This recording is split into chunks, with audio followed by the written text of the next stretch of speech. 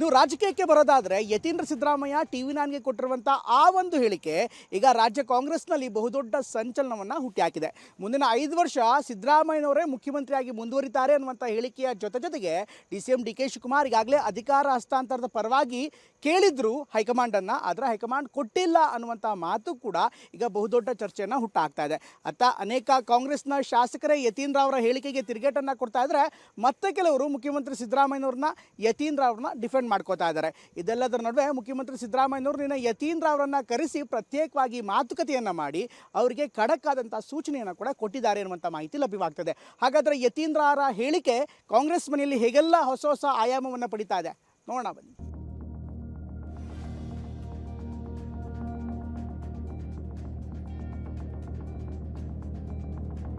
CM ಮಾಡಿ ಅನ್ನೋ DCM DK ಮನವಿಯನ್ನ ಹೈಕಮಾಂಡ್ ಒಪ್ಪಿಲ್ಲ. ಹೈಕಮಾಂಡ್ ಈಗಾಗಲೇ ಸದ್ಯಕ್ಕೆ ಅಂತ ಯಾವುದು ಪರಿಸ್ಥಿತಿ ಇಲ್ಲ, ಲೀಡರ್ಶಿಪ್ನ ಅಥವಾ ಮುಖ್ಯಮಂತ್ರಿಗಳನ್ನು ಬದಲಾವಣೆ ಮಾಡುವಂತ ಯೋಚನೆ ಇಲ್ಲ ಅಂತ ಹೇಳಿದ್ದಾರೆ. ಯತೀಂದ್ರ ಸ್ಫೋಟಕ ಹೇಳಿಕೆ, ತಣ್ಣಗಿದ್ದ ಕೈ ಮನೆಯಲ್ಲಿ ಕುರ್ಚಿ ಜ್ವಾಲೆ ಧಗ ಧಗ. ಸ್ವಲ್ಪ ಬಾಯಿ ಮುಚ್ಕೊಂಡಿರಪ್ಪ, ಆನಂತರ ನಿಮ್ಗೆ ಏನೇ ಚಟ ಇದೆ ಅದೆಲ್ಲ ತೀರ್ಸ್ಕೋಬೇಕಂತ ಹೇಳ್ಬೇಕಾಗತ್ತೆ. ಯಾರೊಬ್ಬ ಶಾಸಕರು ಯಾರೊಬ್ರು MLC ಹೇಳಿದ್ರೆ ಅದೆಲ್ಲ ಗಣನೆ ತಗೋಬಿಡ್ರಿ. ಸಿದ್ದು ಪೂರ್ಣಾವಧಿ ಸಿಎಂ ಎಂದ ಯತೀಂದ್ರ, ಸಂತೋಷ ಒಳ್ಳೇದಾಗ್ಲಿ ಎಂದ DK. 5 ವರ್ಷ ಅವರು ಮುಖ್ಯಮಂತ್ರಿಗಳು ತಮ್ಮ ಸಂಪೂರ್ಣ ಅಧಿಕಾರವಧಿಯನ್ನ ಪೂರ್ಣ ಮಾಡ್ತಾರೆ ನಂಬಿಕೆ. ಬಹಳ ಸಂತೋಷ, ಒಳ್ಳೇದಾಗ್ಲಿ. ಹೈಕಮಾಂಡ್ ಕರೆದಿದ್ದು ಮಾತಾಡಿದ್ದು ಬಹಿರಂಗಪಡಿಸಲ್ಲ ಅಂದಿದ್ಯಾಕೆ DK? ನಾನು ಅದೆಲ್ಲ ಹೈಕಮಾಂಡ್ ನನ್ನ ಹತ್ರ ಮಾತಾಡಿರೋದು, ಯಾವ ಕರೀತಾರೆ ಇರೋದು, ನಾನು ಅದನ್ನೆಲ್ಲ ಡಿಸ್ಕ್ಲೋಸ್ ಮಾಡಕ್ಕಾಗಲ್ಲ. ಸಿದ್ದರಾಮಯ್ಯ ಪೂರ್ಣಾವಧಿ ಸಿಎಂ, ಬೇರೆ ಯಾರೋ ಶಾಸಕರು ಈ ಮಾತಾಡಿದ್ರೆ, ಬೇರೆ ಯಾರೋ MLC ಈ ಮಾತನ್ನ ಹೇಳಿದ್ರೆ ಇದಕ್ಕೆ ಇಷ್ಟೊಂದು ಮಹತ್ವ ಇರ್ತಿತ್ತೋ ಇಲ್ವೋ ಗೊತ್ತಿಲ್ಲ. ಆದ್ರೆ ಖುದ್ದು ಮುಖ್ಯಮಂತ್ರಿಗಳ ಪುತ್ರ ಯತೀಂದ್ರ ಸಿದ್ದರಾಮಯ್ಯ ನಿನ್ನೆ ಆಡಿರೋ ಸಿದ್ದು ಪೂರ್ಣಾವಧಿ ಮಾತು ಹಾಗೂ ಹೈಕಮಾಂಡ್ ಮುಂದೆ DK ಕೋರಿಕೆ ವಿಚಾರ ಪ್ರಸ್ತಾಪಿಸಿದ್ದು ದೊಡ್ಡ ಸದ್ದು ಮಾಡ್ತಿದೆ. ಯತೀಂದ್ರ ಹೇಳಿಕೆ ಬೆನ್ನಲ್ಲೇ ಇನ್ನೇನ್ ತಣ್ಣಗಾಗ್ತಿದ್ದ ಕಾಂಗ್ರೆಸ್ ಮನೆಯಲ್ಲಿ ಮತ್ತೆ ಕುರ್ಚಿ ಜ್ವಾಲೆ ಧಗಧಗಿಸುವಂತೆ ಮಾಡಿದೆ.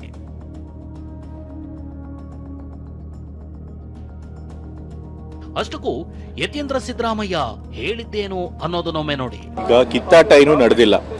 DK ಶಿವಕುಮಾರ್ ಅವರು ಕೂಡ ನಾನು CM ಆಕಾಂಕ್ಷಿ, ನನಗೂ ಅವಕಾಶ ಕೊಡಿ ಅಂತ ಕೇಳಿದ್ದಾರೆ. ಅದಕ್ಕೆ ಹೈಕಮಾಂಡ್ ಈಗಾಗಲೇ ಸದ್ಯಕ್ಕೆ ಅಂತ ಯಾವುದು ಪರಿಸ್ಥಿತಿ ಇಲ್ಲ, ಲೀಡರ್ಶಿಪ್ನ ಅಥವಾ ಮುಖ್ಯಮಂತ್ರಿಗಳನ್ನು ಬದಲಾವಣೆ ಮಾಡುವಂತ ಯೋಚನೆ ಇಲ್ಲ ಅಂತ ಹೇಳಿದ್ದಾರೆ. ಸೊ ಅಲ್ಲಿಗೆ ಮುಗೀತು. ಸೊ ಹಾಗಾಗಿ ಕಿತ್ತಾಟ ಅನ್ನೋದು ಯಾವುದೂ ಇಲ್ಲ. 5 ವರ್ಷ ಸಿದ್ದರಾಮಯ್ಯ ಅವರು ಕಂಟಿನ್ಯೂ ಆಗಿರ್ತಾರೆ ಸರ್. ವೈಯಕ್ತಿಕವಾಗಿ ನಾನು 5 ವರ್ಷ ಅವರು ಮುಖ್ಯಮಂತ್ರಿಗಳು ತಮ್ಮ ಸಂಪೂರ್ಣ ಅಧಿಕಾರವಧಿಯನ್ನ ಪೂರ್ಣ ಮಾಡ್ತಾರೆ ನಂಬಿಕೆ. ಕೇಳಿದ್ರಲ್ಲ, ನಿನ್ನೆ TV9 ಜೊತೆ ಮಾತನಾಡಿದ ಸಿಎಂ ಪುತ್ರ ಯತೀಂದ್ರ ಸಿದ್ದರಾಮಯ್ಯ ಇಷ್ಟು ದಿನ ಯಾರೂ ಬಹಿರಂಗಪಡಿಸದ ಮಾತನ್ನ ಹೇಳಿದ್ರು. ಅದೇನು ಅಂದ್ರೆ DK ಕೂಡ CM ಆಕಾಂಕ್ಷಿಯಾಗಿದ್ದು ನನಗೂ ಅವಕಾಶ ಮಾಡಿಕೊಡಿ ಅಂತ ಹೈಕಮಾಂಡ್ ಮುಂದೆ ಕೇಳಿದ್ದಾರೆ. ಆದ್ರೆ ಹೈಕಮಾಂಡ್ ನಾಯಕರು ಅದನ್ನ ಒಪ್ಪಿಲ್ಲ. ಸದ್ಯಕ್ಕೆ ನಾಯಕತ್ವ ಬದಲಾವಣೆ ಇಲ್ಲ ಅಂತ DK ತಿಳಿಸಿದ್ದಾರೆ ಅಂತ ಹೇಳಿದ್ರು. ಖುದ್ದು CM ಪುತ್ರನೇ ಹೀಗೆ ಹೇಳಿದ್ದು ಭಾರಿ ಸದ್ದು ಮಾಡ್ತಿದೆ. ಇನ್ನು ಯತೀಂದ್ರ ನೀಡಿದ 5 ವರ್ಷ ಸಿದ್ದರಾಮಯ್ಯ CM ಅನ್ನೋ ಹೇಳಿಕೆಗೆ ಪ್ರತಿಕ್ರಿಯೆ ನೀಡಿರುವ DCM DK, ಬಹಳ ಸಂತೋಷ, ಒಳ್ಳೇದಾಗ್ಲಿ, ರಾಜ್ಯಕ್ಕೆ ಒಳ್ಳೇದಾಗ್ಲಿ ಅಂದಿದ್ದಾರೆ.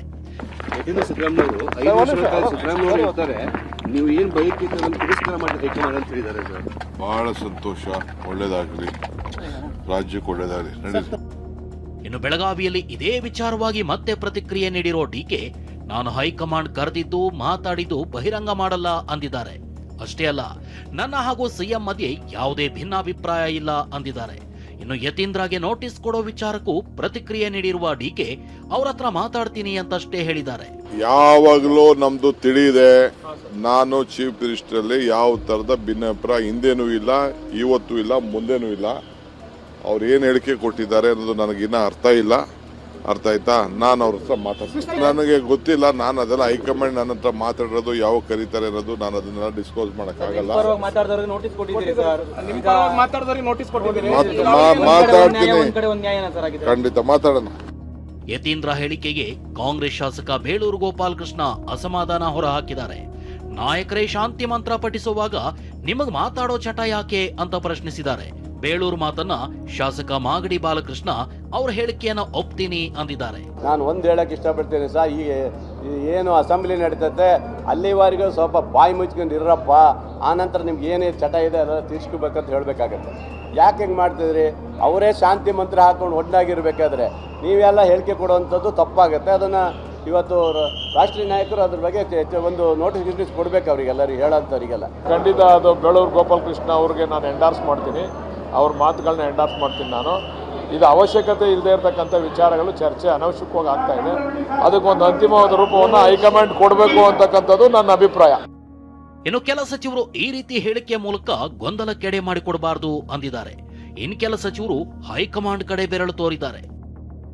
ಇದೆಲ್ಲದರ ಮಧ್ಯೆ ನಿನ್ನೆ ರಾತ್ರಿಯೇ ಸಿಎಂ ಸಿದ್ದರಾಮಯ್ಯ ತಮ್ಮ ಪುತ್ರ ಯತೀಂದ್ರರನ್ನ ಕರೆಸಿಕೊಂಡು ಮಾತುಕತೆ ನಡೆಸಿದ್ದಾರೆ. ಅನಗತ್ಯ ಹೇಳಿಕೆ ಕೊಡದಂತೆ ಯತೀಂದ್ರಗೆ ಖಡಕ್ ಸೂಚನೆಯನ್ನು ಕೊಟ್ಟಿದ್ದಾರಂತೆ. ಹೀಗಾಗಿ ಇಂದು ಹೆಚ್ಚು ಮಾತನಾಡದ ಯತೀಂದ್ರ ತಮ್ಮ ಹೇಳಿಕೆಯನ್ನ ಮತ್ತೆ ಸಮರ್ಥಿಸಿಕೊಂಡಿದ್ದಾರೆ. ಯಾರೇನಾದ್ರೂ ಹೇಳಿ, ನಾನು ಹೇಳೋದನ್ನ ಹೇಳಿದ್ದೀನಿ ಅಂದಿದ್ದಾರೆ. ಏನಾದ್ರೂ ಯಾರು ಏನಾದ್ರೂ ಹೇಳಿ, ಯಾರು ಏನಾದ್ರೂ ಹೇಳಿ, ನಾನು ಹೇಳ್ಬೇಕಾಗಿ ನಾನು ಹೇಳಾಗಿದೆ. ಮತ್ತಿನ್ಯಾರಿಗೂ ಪ್ರತಿಕ್ರಿಯೆ. King is alive, tiger ಜಿಂದಾ high ಎಂದ ಭೈರ್ತಿ ಸುರೇಶ್. ನಮ್ಮೆಲ್ಲರ ನಾಯಕರು ಸಿದ್ದರಾಮಯ್ಯನವರು ಇದ್ದಾರೆ, ಹೈಕಮಾಂಡ್ ಇದೆ. ಹೈಕಮಾಂಡ್ ನಿರ್ಧಾರ ಏನು ಮಾಡ್ತದೆ ಅವ್ರನ್ನ ನಾವು ನಾಯಕರು ಅಂತ ಒಪ್ಕೊತೀವಿ ಅಷ್ಟೇ. ಟೈಗರ್ ಜಿಂದಾ ಹೈ ಅಂತೀರ ಹಾಗಾದ್ರೆ? 100% tiger ಜಿಂದಾ high, king is alive. ಅದು ಪ್ರಜಾಪ್ರಭುತ್ವ ಭಾಷೆಯಲ್ಲಿ ಹೇಳಂಗಿಲ್ಲ. ಅದು ಅದೇ ನಮ್ಮ ಲೀಡ್ರ್ ಇದ್ದಾರೆ, ನಮ್ಮ ಲೀಡ್ರು ಡಿಸೈಡ್ ಮಾಡ್ತಾರೆ ಯಾರು ಅಂತ. ಹೈಕಮಾಂಡ್ ಇದೆ, ಅವ್ರು ಡಿಸೈಡ್ ಮಾಡ್ತಾರೆ. ಮಾನ್ಯ ಮುಖ್ಯಮಂತ್ರಿಗಳು, ಉಪಮುಖ್ಯಮಂತ್ರಿಗಳು ಹೇಳಿದ್ದಾರೆ. ಏನು ಹೇಳಿದ್ದಾರೆ? ನಮ್ಮ ಹೈಕಮಾಂಡ್ ಹೇಳ್ತಾರೆ ಅದಕ್ಕೆ ಬದ್ಧ ಅಂತ.